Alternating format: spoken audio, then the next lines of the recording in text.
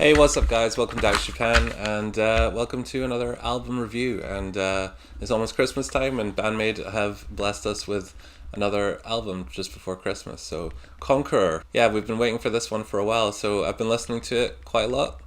I didn't want to do just a first reaction video. I just wanted to listen to it and get, I feel with albums it's important to listen to them a good few times, just to let them sink in. And I'm glad I did with this one because my opinion changed quite a lot from the first listen to where I am now. So I'm going to go through it pretty much track by track, just giving my thoughts, and then we'll sum it up at the end. So let's go. Okay, so first song is Page, and it's quite an unusual opener. It's a ballad. Doesn't quite fit what, BAND-MAID are used to doing. Saying that though, I actually think it really works as an opener for this album. It really sets the tone for the album, because this album, is generally a lot lighter than their previous efforts. It's goes through quite a lot of dynamic changes, starts from acoustic, goes all the way through to full band electric, and I think it's actually has one of the catchiest choruses on the album. The chorus for this song is in my head pretty much every day.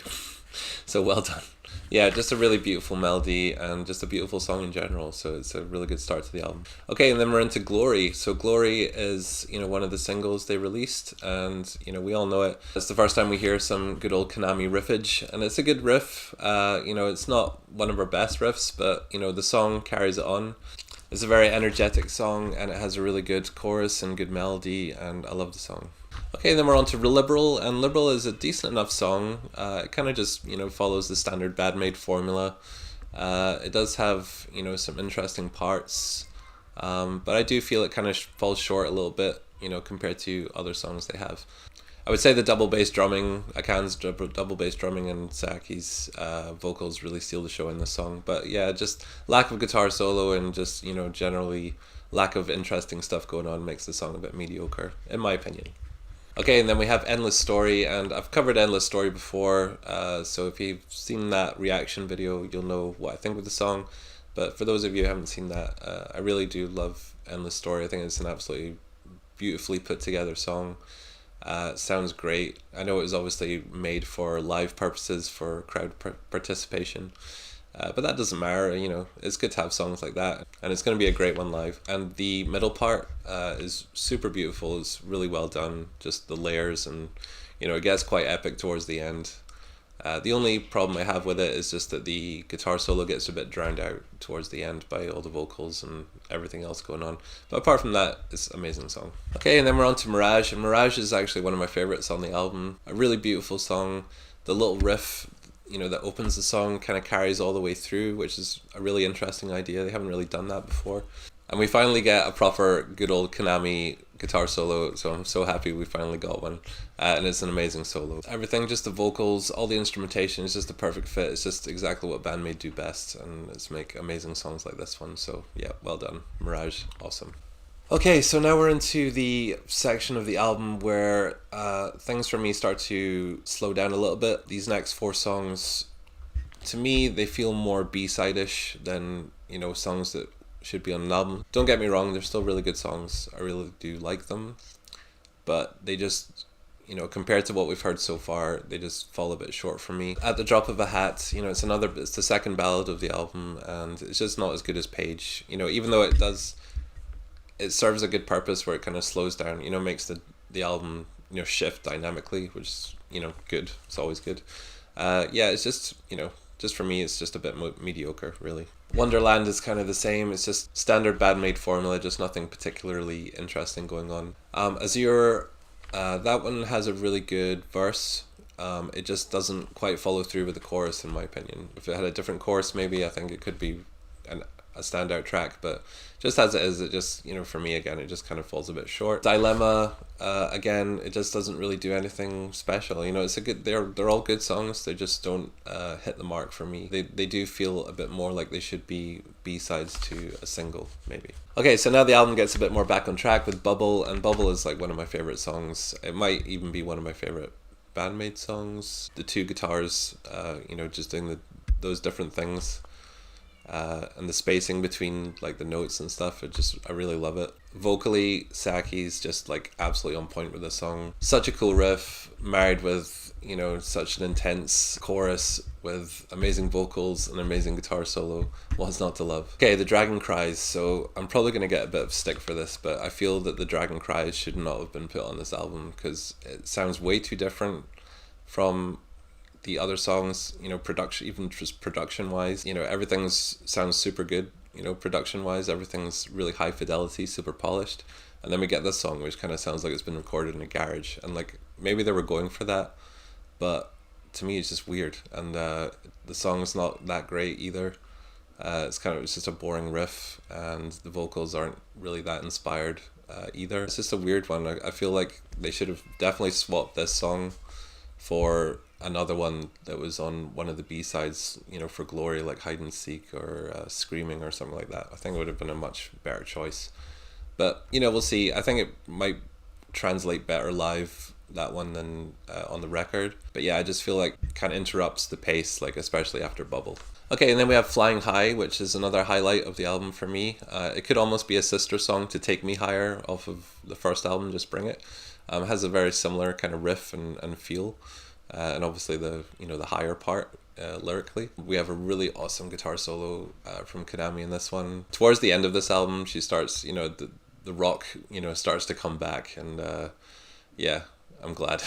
Also, the bass and drum groove in the verse is like just super cool. It just sounds absolutely amazing. So well done, Misa and Nakano. Okay, and then we have Catharsis, and Catharsis is another song that's kind of, you know, just following the BAND-MAID formula, but is doing it in a really good way. And this song is really nice. It's one of those songs that just fits really well on the album. These last two songs really like take the album to another level for me. I think these are like one of the two best songs on the album, especially Blooming. I think Blooming is probably one of the best BAND-MAID songs they've ever done. It's super cool. Guitar work is amazing, especially the guitar solo, and you know, just all the tapping going on. Konami really outdid herself with this one, and this is definitely one that I'm going to be learning to play for sure for the channel. You know, even though it's not like riff heavy or anything like that, it still is enough to really captivate you and just, you know, take you somewhere else. And you know, to me, that's kind of what BAND-MAID do best. There's just so much awesomeness in it, I just can't tell you. Okay, and then we have Reincarnation, and finally riffs. We have actually heavy riffs, which is awesome, and this riff is really cool. I love like the natural harmonics she's doing in the riff, and then in the second verse it starts to go into, you know, that's just cool. Has a really interesting guitar solo as well, which, you know, I'm a huge fan of. And yeah, it's just another really good high energy song. I feel like this one might have been good to have first. Now that I've listened to it a good few times, like I think it works as being an album closer. And again, amazing vocals, amazing instrumentation all round, and I think live this one's going to be absolutely killer. It's definitely going to be a favorite. Okay, so to be totally honest, when I first listened to the album, my first listen, I wasn't hugely impressed. I was a bit underwhelmed, to be honest.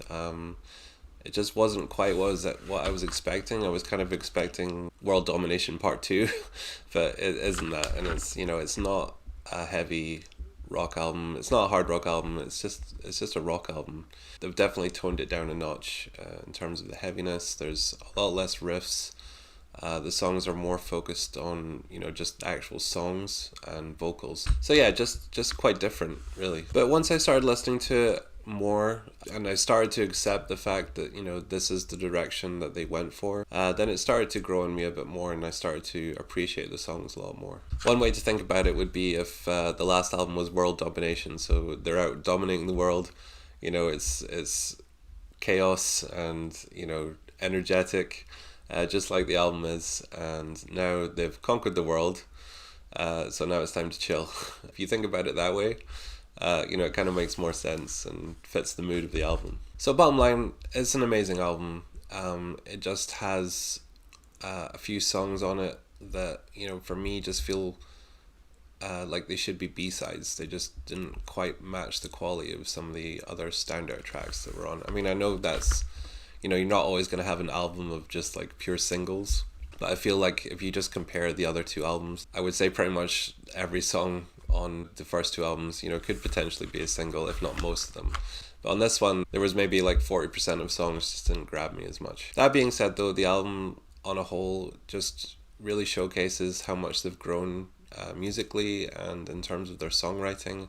Konami especially, if she's writing all the music, she's really come on loads since the first album, and just the way that the songs are written and put together, and also the vocal melodies. I'm not sure who is primarily in charge of that. I know Miku is main lyric writer. Obviously Sayaki has some input as well, but just those two working together to come up with the vocals that are on this album is super impressive.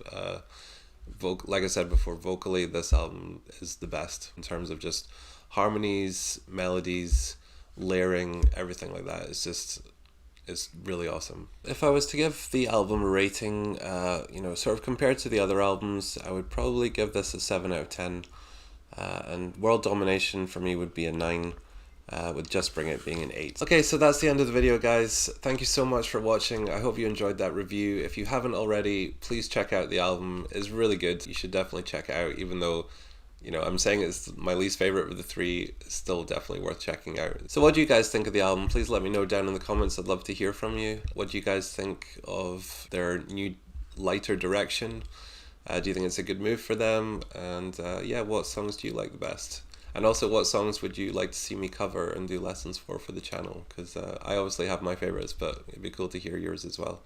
Stay tuned for my top 5 albums of 2019. I'm going to be working on that video soon, so is this album on the list? I don't know, you'll have to find out. Hopefully it'll be out before Christmas. So yeah, so until next time, guys, thank you again so much for watching.